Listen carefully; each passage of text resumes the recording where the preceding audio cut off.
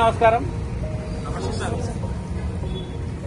నా పేరు doctor A V Subbareddy, Andhra Pradesh private hospitals and nursing homes association state president plus federation of private hospitals and nursing homes association all India organisation general secretary. Madam Alla Prashanthi గారు మా Andhra Pradesh private hospitals and nursing homes association అంటే అప్నా అంటారు, APNHA state joint secretary. Sir Ramanamurthy గారు, doctor Ramanamurthy గారు sir వచ్చేసి APNHA state president elect అంటే next year president. Doctor Adinarayana గారు APNHA state treasurer. Doctor PV Madhusudan Sharma గారు past APNHA state president. Doctor Dinesh state joint secretary. మీ అందరి సమస్యల గురించి కూడా ముందే సోనియా అమ్మమ్మ ఉంది. మొదట ఈ అమ్మాయి సోనియా మదనపల్లిలోనే ఉంటుంది. వాళ్ళ నాన్న నాకు మంచి మిత్రుడు. ఒక నెలన్నర క్రితం వాళ్ళ నాన్నగారు ఈ విషయాన్ని ఇట్లా దృష్టికి తీసుకొచ్చినప్పుడు ఆ తర్వాత అంతా ఎంక్వైరీ జరగడం జరిగింది. తర్వాత సుజన్తోనైతేనేమి, రమణ అయితేనేమి, భాస్కరు వీళ్ళందరితో కూడా మీ ఎఫ్ఎంజీలతో దాదాపు చాలా మందితో కూడా విడివిడిగా మాట్లాడడం, ఆ కన్సర్న్డ్ యూనివర్సిటీలో రిజిస్ట్రార్తో మాట్లాడడం, చైర్మన్తో మాట్లాడడం, ఆ తర్వాత అక్కడేదో కొంతమంది వీసీ గాని వీళ్ళెవరో ఇబ్బంది ఉందన్నప్పుడు అందరితో కూడా మాట్లాడడం జరిగింది. దానికంటే ముందు దాదాపుగా ఒక 10 రోజుల పాటు అసలు ఎఫ్ఎంజీ ఇష్యూ ఏంది, ఈ కాంపెన్సేటరీ సర్టిఫికేట్ అంటే ఏంది, వాళ్ళు తప్పుదోవ పట్టించేదానికి మాట్లాడేటటువంటి సఫిషియెంట్లీ కాంపెన్సేటెడ్ అనేటువంటి వర్డ్కి అర్థం ఏంది, ఇవన్నీ కూడా మాట్లాడిన తర్వాత ఏదైతే ఈరోజు ఎఫ్ఎంజీలు ఆందోళన చేస్తున్నారో, ఏ డిమాండ్ కోసం అయితే ఆందోళన చేస్తున్నారో అది చాలా జెన్యూన్ ఇష్యూ, ఖచ్చితంగా చేయాల్సినటువంటి ఇష్యూ. ఇది చాలా వివక్షతో కూడుకున్నటువంటి నిర్ణయం వాళ్ళది. కాబట్టి దాన్ని కావాలని అందరినీ కలవడం, అప్నా తరఫున అందరికీ కూడా రిప్రజెంటేషన్ ఇవ్వడం, ఎవరైతే ప్రిన్సిపల్ సెక్రటరీ దగ్గర నుంచి కూడా ఎవరైతే కొద్దిగా నెగటివ్ గా ఉన్నారో, లేకపోతే వాళ్ళకు ముందే నెగటివ్ ఫీడ్బ్యాక్ వచ్చింటదో వాళ్ళందరినీ కూడా కలిసి మళ్లీ ఎక్స్ప్లెయిన్ చేసి ఏకతాటిపైకి తీసుకొచ్చి ఏపీఎంసీ బాడీలో ఉండేటటువంటి main members plus ఎక్సెప్షియో members, DME, VC వీళ్ళందరూ కూడా ఉంటారు. అందరూ కూడా ఏకగ్రీవంగా మేము ఈ ఎఫ్ఎంజీలకు సమస్య ఏదైతే ఉందో కాంపెన్సేటరీ సర్టిఫికెట్లు ఉన్న ప్రతి ఒక్కరికి కూడా ఖచ్చితంగా 1 సంవత్సరం ఇంటర్న్షిప్ పూర్తి కాగానే పర్మనెంట్ రిజిస్ట్రేషన్ కావాలని నిర్ణయం తీసుకునే వరకు తీసుకురావడం జరిగింది.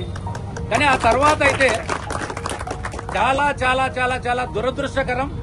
ఇది అప్నా దీన్ని తీవ్రంగా ఖండిస్తూ ఉంది.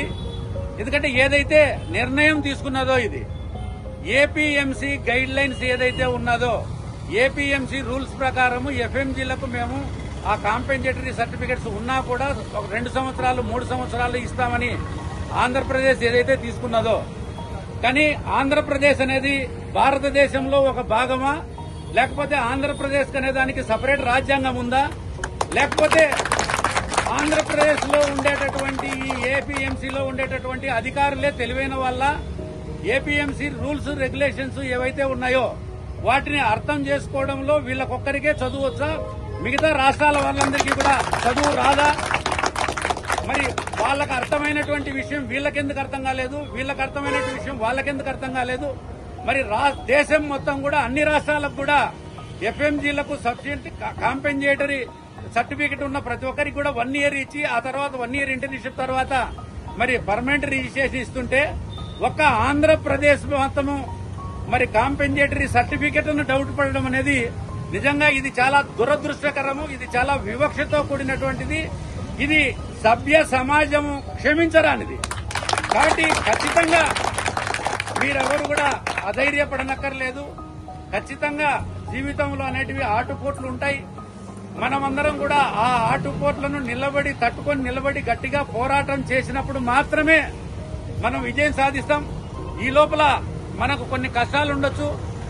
జీవితంలో ఎవరైనా సరే అంటే కష్టం లేకుండా నల్లేరు నడకగా జీవితం సాగడం అనేది ఎప్పుడూ ఉండదు. దాంట్లో ఆటుపోట్లుంటాయి. మీరందరూ కూడా ధైర్యంగా గట్టిగా ఉండండి. ఒకటే అడగాల్సింది, ఆంధ్రప్రదేశ్ లో అన్ని రాష్ట్రాలు మరి 1 సంవత్సరం ఇచ్చినప్పుడు మీరు 3 సంవత్సరాలు ఎందుకు ఇస్తున్నారు? మరి వాళ్ళందరూ కూడా తెలివి తక్కువ వల్ల మీరొకరే తెలివైన వల్ల, లేకపోతే మీరు తెలివి తక్కువ వల్ల వాళ్ళందరూ తెలివైన వల్ల? ఇది తేల్చుకోవాల్సింది మెడికల్ కౌన్సిల్. మెడికల్ కౌన్సిల్లో ఉండేటటువంటి ఎవరి మీద ఎవరు చెప్పుకుంటున్నారనేటటువంటి విషయము మనకు అక్కర్లేదు, మాకు అక్కర్లేదు. కావాల్సింది ఒకటే, ఏపీఎంసీకి హెడ్ వచ్చేసి చైర్మన్. ఆ చైర్మన్ గారే ఈ ఎఫ్ఎంజీ స్టూడెంట్స్ డిమాండ్స్ ఏవైతే ఉన్నాయో అవన్నీ సరైనటివి, వాళ్ళకు అన్యాయం జరిగింది, వాళ్ళకి న్యాయం చేయాలా అని అన్నప్పుడు ఖచ్చితంగా అక్కడ సమన్వయం లేక అది ఒక ఆర్డర్ రూపం లేక రానప్పుడు ఖచ్చితంగా మంత్రి గారు జోక్యం చేసుకోవాలి, ముఖ్యమంత్రి జోక్యం చేసుకోవాలి, ప్రభుత్వం జోక్యం చేసుకుని ఒక ఆర్డర్ తీసుకొచ్చి వెంటనే పరిష్కరించాలే గాని మేము ఎన్ఎంసీకి వెళ్తాం, ఎన్ఎంసీ వాళ్ళు చెప్తే చేస్తాం. సంవత్సర కాలంగా ఎన్ఎంసీకి వెళ్తూనే ఉన్నారు, వస్తూనే ఉన్నాయి. ఇంకో సంవత్సరం అయినా కూడా ఎన్ఎంసీ అనేది ఒక గైడ్ లైన్స్ ఇచ్చే ఒక సంస్థనే గాని ఎన్ఎంసీ ఎప్పుడు కూడా ఒక ఆర్డర్ ఇవ్వదు. వీళ్ళకి 1 సంవత్సరం ఇవ్వండి, వీళ్ళకి 2 సంవత్సరాలు ఇవ్వండి, వీళ్ళకి 3 సంవత్సరాలు ఇవ్వండి అని ఎప్పుడు కూడా ఎన్ఎంసీ ఇవ్వదు. ఆ బాధ్యత ఏపీఎంసీది. కాబట్టి ఏపీఎంసీ ఎన్ఎంసీ గైడ్ లైన్స్ తీసుకుని ప్రతి రాష్ట్రము కూడా ఆ రాష్ట్ర ప్రభుత్వము ఆ రాష్ట్రంలో ఉండేటటువంటి మెడికల్ కౌన్సిల్ కలిసి నిర్ణయం తీసుకుంటే ఎన్ఎంసీ ఎప్పుడు కూడా దాన్ని కాదన్నదు. అది ప్రూవ్ అయింది దేశంలో, మన రాష్ట్రంలో తప్ప అన్ని రాష్ట్రాల వాళ్ళు కూడా కాంపెన్సేటరీ సర్టిఫికెట్ ఉన్న వాళ్ళకు 1 year ఇచ్చాయి, అది ఇవ్వలేదు. పైగా మేము ఇప్పుడు ఈ మధ్య కాలంలో అందరినీ కూడా సమాజంలో ఉండేటటువంటి మన డాక్టర్స్ అసోసియేషన్లే కాదు అడ్వకేట్స్ కానీ మిగతా అన్ని రకాల సంస్థలకు కూడా మీరు అప్పీల్ చేయండి, మేము అప్పీల్ చేస్తాం. వాళ్ళందరి దగ్గరికి వెళ్లి అడగాల్సింది ఒకటే, ఈ రోజు ఏదో ఒక బలమైన శక్తి వెనక ఉండి నడిపిస్తుంది కాబట్టి ఈరోజు ఎఫ్ఎంసీలను కేవలము ఎటువంటి జీతభత్యాలు లేకుండా 2 సంవత్సరాలు 3 సంవత్సరాలు ఒక వెట్టి చాకిరీ చేయించుకునేటటువంటి ఆలోచనతో మాత్రమే వీళ్ళు ఇవన్నీ కూడా చెప్తున్నారు. కాబట్టి మాకు ఎవరి మీద కోపం లేదు, ఎవరిని నిందించే ఆలోచన లేదు. కావాల్సింది ఎందుకంటే ఈ ఎఫ్ఎంజీ స్టూడెంట్స్ ఎవరైతే ఉన్నారో వాళ్ళందరూ కూడా పేద బిలో మధ్యతరగతి కుటుంబాలకు సంబంధించిన వాళ్లే. కాబట్టి వాళ్ళందరూ కూడా చాలా మంది ఎడ్యుకేషన్ లోన్ తీసుకోవచ్చు, లేకపోతే ప్రైవేట్ లోన్స్ తీసుకుని చదివినటువంటి కేవలం ఈ దేశానికి, ఈ రాష్ట్రానికి, ఈ దేశ ప్రజలకు ఒక ఉన్నతమైనటువంటి లక్ష్యంతో నేను డాక్టర్ కావాలి, ఈ సమాజానికి ఉపయోగపడాలి, ఈ నా కుటుంబానికి ఉపయోగపడాలి, నా గ్రామానికి ఉపయోగపడాలి, నేను కూడా సమాజంలో ఒక గౌరవంగా ఉన్నత స్థితికి రావాలనేటటువంటి ఒక సత్సంకల్పంతో ఉండేటటువంటి ఎఫ్ఎంజీ స్టూడెంట్స్ ను, భావి భారత డాక్టర్లను ఈ విధంగా ఇబ్బంది పెట్టడం, ఈ విధంగా వివక్ష చూపడం, ఎటువంటి కారణాలు చెప్పకుండా కుంటి చాకులు చెప్తూ ఒకరి మీద ఒకరు చెప్పుకుంటూ ఒకరేమో కావాలంటారు, ఒకరేమో వద్దంటారు, ఇటువంటి కాకుండా ఇవన్నీ మాకు సంబంధం లేదు. ఏపీఎంసీని సరిచేయండి. ఏపీఎంసీలో సపోర్ట్ గా ప్రభుత్వం కూడా జోక్యం చేసుకుని ఒక ఆర్డర్ తీసుకొచ్చి వెంటనే 2-3 రోజుల లోపలనే ఎఫ్ఎంజీల సమస్యలు పరిష్కరించాలని Andhra Pradesh private hospitals and nursing homes association demand చేస్తుంది. దానికి తగ్గట్టుగానే ఈ మంత్రి గారికి, ముఖ్యమంత్రి గారికి కూడా మేము ఆ రిప్రజెంటేషన్ త్వరలోనే ఇస్తాం. మీరు అడగాల్సింది ఒకటే, మాకు వెంటనే తీసుకోండి, మేము ఎన్ఎంసీకి వెళ్తాం. ఎన్ఎంసీకి వెళ్లడం వల్ల ఏం జరుగుతుంది? సంవత్సర కాలంగా ఏపీఎంసీ నుంచి ఎన్ఎంసీకి ఉత్తరాలు రాస్తున్నారు, ఎన్ఎంసీ వాళ్ళు కూడా ఏపీఎంసీకి ఉత్తరాలు రాస్తున్నారు. సంవత్సర కాలంగా జరగంది. గత 3 నెలలుగా ఈ కౌన్సిల్ ఫామ్ అయిన తర్వాత కూడా కౌన్సిల్ కూడా నిర్ణయం తీసుకుని ఎన్ఎంసీకి రాసింది, ఎన్ఎంసీలో వీళ్ళకి రాశారు. కాబట్టి ఈ ఉత్తర ప్రత్యుత్తరాల వల్ల ఎటువంటిది జరగదు, కేవలం కాలయాపన చేయడం తప్పితే ఏమీ జరగదు. కాబట్టి ఎన్ఎంసీతో పర్మిషన్ ఏముంది? మిగతా దేశంలో ఉండేటటువంటి అన్ని రాష్ట్రాలు ఎన్ఎంసీ పర్మిషన్ తీసుకునే 1 year ఇంటర్న్షిప్ ఇచ్చాయా? ఎవరు పర్మిషన్ తీసుకోలేదు కదా. వీళ్ళు కూడా అదే పద్ధతిలో చేస్తే ఎవరైనా వద్దన్నప్పుడు అప్పుడు చూసుకోవచ్చు. కాబట్టి ఈ ఏపీఎంసీ ఖచ్చితంగా సరైన నిర్ణయం తీసుకోవాలి. ఏపీఎంసీలో ఉండేటటువంటి కౌన్సిల్ మెంబర్లు వెంటనే సంబంధిత మంత్రి గారిని, ముఖ్యమంత్రి గారిని కలిసి కన్విన్స్ చేసి ఈ పిల్లలకు ఇంత అన్యాయం జరుగుతూ ఉంది కాబట్టి దీన్ని సరిచేయాలి, వెంటనే ఆర్డర్ ఇవ్వాలనేటటువంటి ఉద్దేశంతో వాళ్ళు ప్రెజర్ చేయాలి. అవసరమైతే ఏపీ మెడికల్ కౌన్సిల్ కు అప్నా తరఫున విజ్ఞప్తి చేస్తున్నాం. మీతో పాటు మేము కూడా మంత్రి గారి దగ్గరికి రమ్మంటే వస్తాం, మీతో పాటు మేము కూడా ముఖ్యమంత్రి గారి దగ్గరికి రమ్మంటే వస్తాం, మీతో పాటు సంబంధిత అధికారులు ఎవరైతే ఉన్నారో వాళ్ళందరి దగ్గరికి వచ్చి మా వాదన వినిపించి ఏపీఎంసీ ఫారిన్ మెడికల్ గ్రాడ్యుయేట్స్ యొక్క సమస్యలు జినైన్ అనేటటువంటిది నిరూపించడానికి సిద్ధంగా ఉన్నాం. ఈరోజు ఇది చాలా దురదృష్టకరమైనటువంటిది. ఒక స్టూడెంట్ సపోజ్ 2020లో ఒక మెడికల్ కాలేజీలో కర్ణాటక వాళ్ళు, ఆంధ్ర వాళ్ళు, లేకపోతే తెలంగాణ వాళ్ళు, కేరళ వాళ్ళు, ఇట్లా అందరూ రకరకాల రాష్ట్రాల వాళ్ళందరూ ఒకే పీరియడ్ లో చదివి ఒకే పీరియడ్ లో పూర్తి చేసుకుని ఒకే పీరియడ్ లో మరి ఈ నేచురల్ కెలామిటీస్ కారణంగా ఇండియాలో ఉంటే మరి వాళ్లకు అక్కడ వాళ్ళకేమో 1 year ఇవ్వడం, ఇక్కడ వాళ్లకు 3 ఏళ్లు ఇవ్వడం అనేది ఇది నిజంగా ఏ విధంగా తీసుకున్నా కూడా ఇది పూర్తిగా అన్యాయము, అక్రమము. ఖచ్చితంగా దీన్ని Andhra Pradesh private hospitals and nursing homes association తీవ్రంగా ఖండిస్తుంది. దీన్ని మీరు చేసేటటువంటి ఏ రకమైనటువంటి ఉద్యమానికి కూడా పూర్తి సంఘీభావం తెలియజేస్తాం. అవసరమైతే ఈ రోజు రేపు వీళ్ళ నిర్ణయం కనుక ప్రకటించకపోతే అవసరమైతే ప్రజా సంఘాలందరితో కూడా మీరు కాంటాక్ట్ చేసినప్పుడు మీరు ఎవరెవరితో అయితే కాంటాక్ట్ చేశారో వాళ్ళందరినీ కూడా అప్నా తరఫున కూడా మేము కూడా ఒకసారి రిక్వెస్ట్ చేసి అన్ని ఐక్య వేదిక పైన ఇంకా మరింత కూడా పోరాటం ముందుకు చేయడానికి సిద్ధంగా ఉన్నాం. ఇది ఖచ్చితంగా అందరి కూడా పిల్లలతో మాట్లాడడం జరిగింది. ఇది నిజంగా ఒక విధమైనటువంటి మనం సభ్య సమాజంలో ఉన్నామా? మొన్న అరెస్ట్ చేసినటువంటి తీరు, ఒక బావి డాక్టర్ను జుట్టు పట్టుకోవడం అనేది ఇది నిజంగా అనాగరికమైనటువంటి చర్య, అప్రస్వామికమైనటువంటి చర్య. దీన్ని సభ్య సమాజం అంతా కూడా పూర్తిగా ఖండించాల్సినటువంటి విషయం ఉంది. ఎందుకంటే ఒకరిని ఎవరైనా అరెస్ట్ చేయాలంటే మనం ఏమన్నా ధర్నా చేశామా, రాస్తారోకో చేశామా, లేకపోతే ఎవరినైనా గర్రావు చేశామా? సమస్యల సాల్వేషన్ కోసం మేము మీకు రిప్రజెంటేషన్ ఇస్తామని వస్తే రిప్రజెంటేషన్ కూడా అలౌ చేయము అనేటటువంటిది చాలా నిరంకుశమైనటువంటిది. వాళ్ళు మేము ఎట్టి పరిస్థితుల్లో కూడా మేము చేయము. కనీసం రీజన్ చెప్తే, నేను అడిగినప్పుడు కొంతమంది ఏం చెప్పారు, పిల్లల నుంచి వచ్చింది వాళ్ళు చెప్పేది ఏంటంటే ఈ కాంపెన్సేటరీ సర్టిఫికెట్లు మాకు జస్టిఫైబుల్ గా లేవు అని వాళ్ళు చెప్పేది. వీళ్ళెవరు చెప్పడానికి? ఏ కాలేజీ అయితే మీకు చదువు చెప్పిందో ఆ కాలేజీలో ఎవరైతే వాళ్ళు కాంపెన్సేటరీ చేసినట్టు వాళ్ళ సర్టిఫికెట్ ఇస్తే అది అయిపోయింది.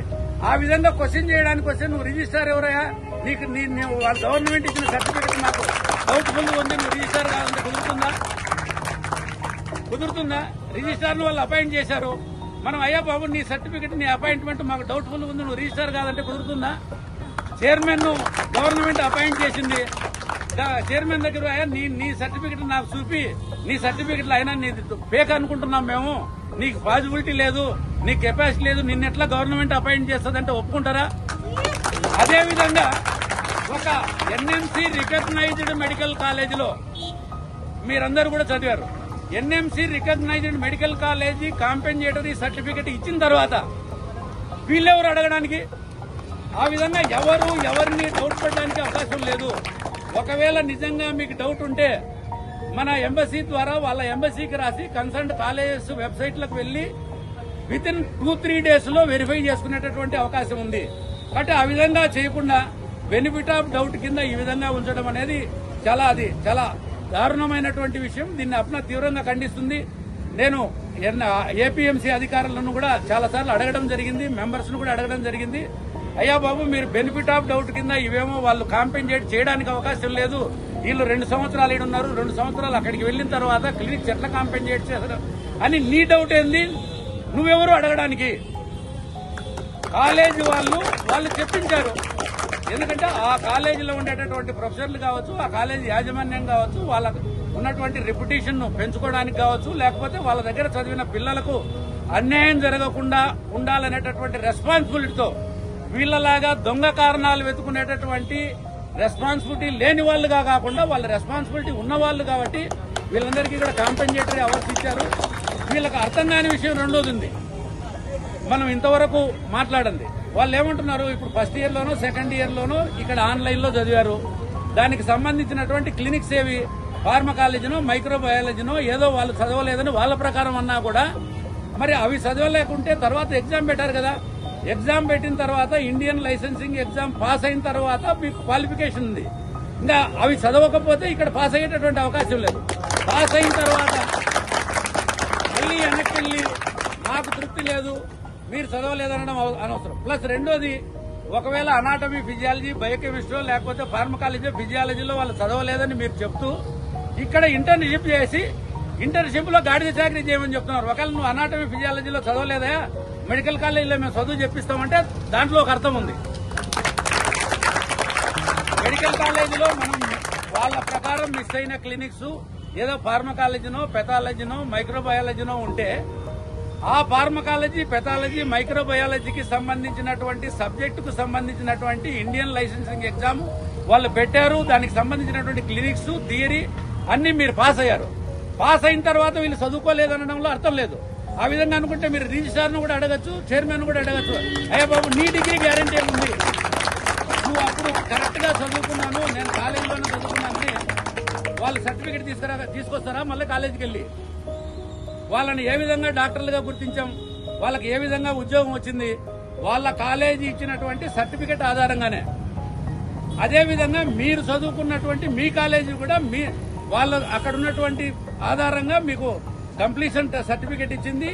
మిస్ అయినటువంటి క్లినిక్స్ ను కాంపెన్సేట్ చేస్తున్నట్టు కూడా సర్టిఫికేట్ ఇచ్చింది. కాబట్టి దీన్ని ఈ ప్రపంచంలో ఎవరు కూడా క్వశ్చన్ చేయడానికి లేదు. క్వశ్చన్ చేయాలనుకుంటే కన్సర్న్ వాళ్ళకు వెళ్లి మీరు అవి కరెక్టా కాదా ఫేక్ చేసుకోండి. దాన్ని కూడా సంవత్సరాల తరబడి చేయడానికి లేదు. ఇదే విషయాన్ని రిజిస్టర్ గారిని చైర్మన్ గారిని కూడా అప్నా నుంచి అడగడం జరిగింది. అయ్యా మీరు ఎంతసేపు ఉన్నా కూడా ఆ కాంపెన్సేషన్ సర్టిఫికేట్ లాస్ట్ 1 year ఉన్నారు, ఆడ పోయి మళ్ళీ ఇక్కడ 2 సంవత్సరాలు ఉన్నారు, 2 సంవత్సరాల చదువును 1 సంవత్సరంలో కాంపెన్సేషన్ ఎట్లా చేస్తారు అనేటటువంటి తికమకమైనటువంటి తిక్క క్వశ్చన్లు అవసరం లేదు. అక్కడ ఏ కాలేజీ అయితే చదువు చెప్పిందో ఆ కాలేజ్ సర్టిఫికేట్ ఇచ్చింది. మీరు కూడా అప్పుడు మీ కాలేజీలో మీరు సరిగా చదవలేదు, మేము మీ డిగ్రీని మేము ఒప్పుకోవట్లేదు, నువ్వు రిజిస్ట్రార్ నువ్వు ఇంటికి వెళ్ళిపో, చైర్మన్ నువ్వు ఇంటికి వెళ్ళిపో, లేకపోతే మీరు వెళ్ళిపోయినట్టు వెళ్ళిపోతారా అనే హక్కు ఎవరికీ లేదు.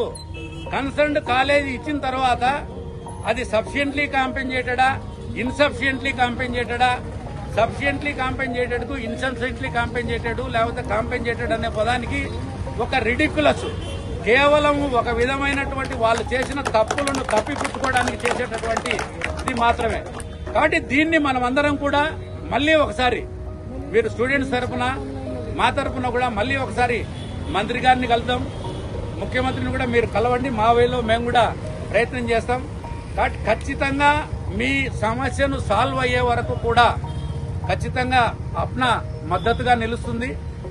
ఈ ఒకటే మనం అడగాల్సింది, మీరు అడగాల్సింది ఒకటే, అయ్యో బాబు మా ఎవరికి వ్యతిరేకం కాదు, మేము కేవలం మా ఇంట్లో పరిస్థితులు, ఎందుకంటే ఒక డాక్టరు ఒక ఊర్లో ఏ విధంగా ఉంటుంది, ఇంతవరకు డాక్టర్ అని చెప్పి ఈరోజు డిగ్రీ రాలేదంటే ఏ విధంగా ఉంటుంది, ప్లస్ ఇంకా ఎన్ని ఏళ్ళు చదవాలి, ఇప్పటికే 25 ఏళ్లు చదివి మళ్ళీ ఒక 3 ఏళ్లు మీరు చెప్పేటటువంటి గాడిద చాకిరి. ఇంకోటి కూడా ఏంటంటే ఇంకొక డిమాండ్ కూడా పెట్టదలుచుకున్నాం, మీరు పెట్టని డిమాండ్ కూడా, ఈ చేసే 1 year ఇంటర్న్షిప్ కు కూడా ఖచ్చితంగా స్టైఫండ్ ఇవ్వాలి. ఎందుకంటే ప్రపంచంలో ఏ నిబంధనల ప్రకారం కూడా చదువుకునే ట్రైనింగ్ చేసేటప్పుడు ట్రైనింగ్ పీరియడ్ లో వేతనం ఇవ్వాల్సిన అవసరం లేదు. వన్స్ నువ్వు ఇంటర్న్షిప్ అని చెప్పి నీకు ఎప్పుడైతే డ్యూటీ రోస్టర్ అనేటటువంటి పదం ఎక్కడ వస్తుందో అక్కడ శాలరీ కంపల్సరీ ఇవ్వాల్సిందే. డ్యూటీ అన్న తర్వాత శాలరీ ఇవ్వాల్సిందే.